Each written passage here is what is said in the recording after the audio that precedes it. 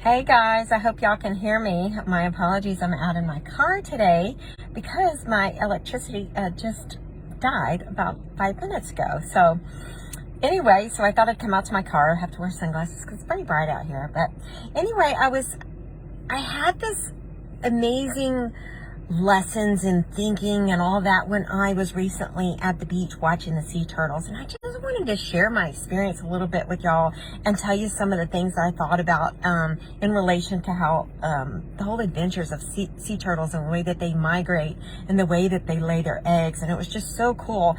I got to spend time with them like it was just like a fluke thing, because I was on my way to Florida, and we just popped in with some family because they happened to be at this beach, Melbourne Beach, and it was a place called Turtle Run. And I did my live the last time about it, kind of mentioning it.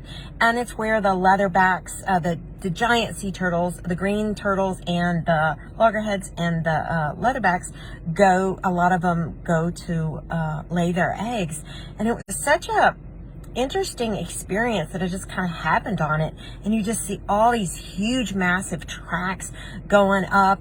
They make their way out. They like coast in the ocean a little bit, waiting for the beaches to gotta be cleared because they're relatively shy creatures. And so they usually do it at dusk or in the night, and they come up and their little flippers, you see their little flipper imprints going up, and it looks like a tractor is driven up. They're like 300 pounds and they're massive, and they go up, and when they have these prints that go up, and then the bottom of the dunes, they lay their eggs, and they make these huge holes, and then they drop their eggs in the little deeper hole, and they lay about 100 eggs, and it takes 2 or 3 hours for them to do this, and then they go back out into the ocean, and the eggs take a couple of months to hatch, and that's a whole nother story on how the eggs hatch and they migrate out. But as I was seeing this, we actually had a couple that came out during the dusk. You can actually see at night. You kind of have to use red light so you don't startle them too much. But this girl was ready. I mean, she was massive. She had to be probably one of the bigger ones. I believe it was a green turtle, and she was just big, probably at least 300 pounds, I think, because she was just big. But anyway, I wanted to share some of the things that was coming up in my mind as I was thinking about it. And so before I do that, I just want you to know that I got this card, maybe a year ago, and I had it posted and on my office, and I got to thinking about the sea turtles and its advice from the sea turtle, and I'm gonna talk about that. Before I do that, though, I want to make sure anybody who's watching, I want you to know who I am. I'm Lynlee Linke, and I am an author and a speaker and a certified neuro coach. I run a Fun Life Academy program that helps entrepreneurs and high achieving women basically help you learn how to have more energy, more fun, more excitement, and really to be able to embrace that joy and that fun along your success journey, so that you really live an authentic, extraordinary life, and fearless and totally confident along the way. So on to the story about the turtles. So this card basically says the first advice from the sea turtle is that they swim with the current. And so as they swim with the current, I was thinking about that. They're just out there kind of bobbing around, just going with the current. And I'm in the water, and I mean, those waves are really knocking you over. So they really have to kind of be present with what's going on around them. And they kind of have to know how to make their way around the current, but they're just kind of coasting and sitting and hanging out there. And what that meant to me and resonated with me was that they go with the flow. They're not fighting it. They're not going against it. They're just kind of hanging out and bobbing up and down, kind of going along the flow. Sometimes they go a little bit further down if they need to, but they're not fighting it. They're just kind of going with the flow. And so that was one of the first life lessons, was just, go with the flow. Sometimes you even have to slow down in order to speed up. I don't know if you've heard that term before, but slow down in order to speed up. It doesn't seem like that's what you would want to do, but actually sometimes you get so frantic into doing all these things, or thinking you need to do all these things, or work so hard, and you can't even think about what you really need to do. You get so wrapped up in what it is you need to get done, and you need to get it done, and it should have been done yesterday, and you just don't know where to start, and you kind of spinning your wheels. You ever felt that way before? I certainly have. And I know that I have to slow down during that time because I'm like in a reactionary phase. I'm like starting to get worried and anxious, and I'm not listening to my intuition. I'm not doing what I know I need to do. And so I need to slow down. Why? Because that quiets my mind. I have to listen to my mind at that point, because then you can hear the things that are popping into your mind, the thoughts and the emotions and the beliefs and all the things that are coming, so that you can evaluate that and that you can shift it. And that you can also get clear more on the ideas as they come in, as opposed to feeling like the ideas are coming at you, like life's being thrown at you. It's coming to you and for you. And that's an awesome feeling. So number 2, be a good navigator. Well, obviously, what's so cool is that almost like turtles have a built-in GPS. Like they know where they are. I mean, and they go thousands of miles. I think 1,100 to 1,500 miles is like some of the giant green turtles go in order to get to, and get this, to the beach where they were born. Isn't that crazy? They go to the beach where they were born. Now they're all over the ocean. They end up laying their eggs on the beach that they were born.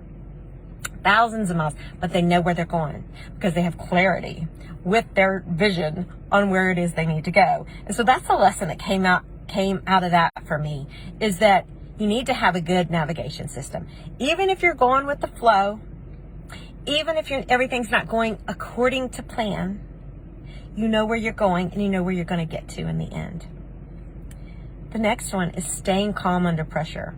So no matter what's happening, even if they're sitting out there waiting for, there was a lot of activity on the beach one time, and I saw one big, I think it was a loggerhead, like popping up. The head was like popping up and down, kind of waiting. And as soon as all that cleared up, I'm telling you, I literally was like heading up, and there she comes in, as soon as things calm down. So it's just staying calm under pressure.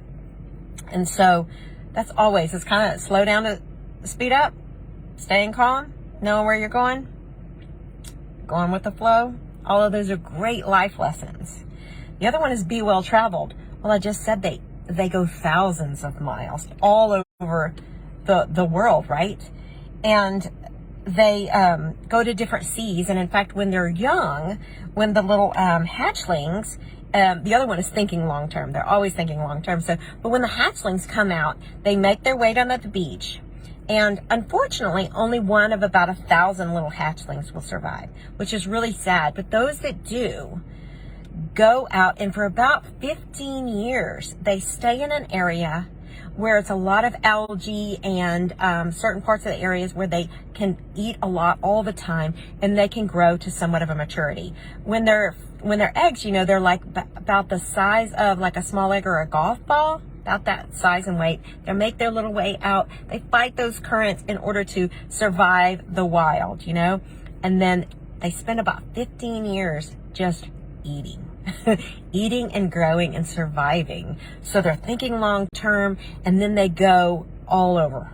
So they're well traveled, and they're thinking about what they're going to do next.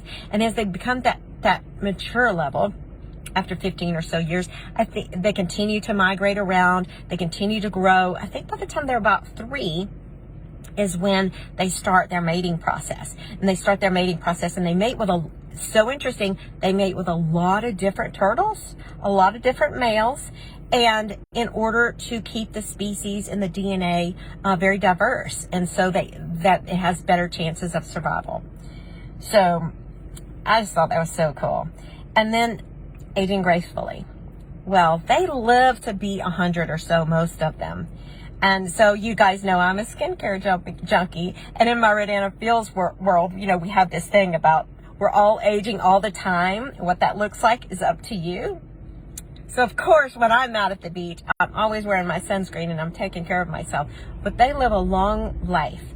And year after year, every about 2 to 3 years, they'll do the same thing. They'll mate.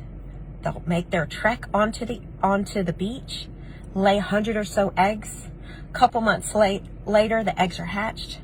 But while they're out, when they go back out into the world, they survive for another 2 or 3 years. They start mating again, They come back to the same beach year after year after year. So they're very consistent with what they're doing. And of course, my favorite part of the sea turtle is that they spend time on the beach and in the ocean. And that's, of course, I love to do that. And if you see here, I have my little sea turtle that I wear a lot. I wear often. One of the things that my sea turtle is sort of like my creature that I just love. And I always talk about authenticity as part of who you are is a 1 in a million, right? You are the only person that you are. And that print is yours, just as your thumbprint is yours. Well, just as the turtle has the shell that no other turtle has. That's their fingerprint, if you will. So that's kind of when I really resonated with the turtle and all these things, just kind of, and the fact that they're in the ocean, and I love the ocean. And we did get to spend a couple weeks on a couple of different beaches, which was very lovely, and I really, really thought that was amazing. But I wanted to tell y'all all the lessons that I learned of the sea turtle, and I hope you take it to heart. I'm heading now in just a little bit to go back to our new beach house that we're creating, and I'm actually going to working towards it so that we can have some fun retreats there. So if retreats seems to be your thing and you want to go with a small group of like-minded, fun people to really be able to learn and engage and uncover some things about yourself, then that's going to be an application process, and that's going to be coming soon. And you can certainly tag me or message me that you're interested in the retreat. And as soon as that comes available, which hopefully will be soon, construction's taken a little bit longer than expected in this day and age. But let me know, or if you just want to get on a strategy call and talk to help maybe release some of these limiting beliefs that you might have, or something that's keeping you stuck because you're not going with the flow and you don't have a GPS vision map in place, I can help you with that as well. Have an amazing Thursday and enjoy the ride.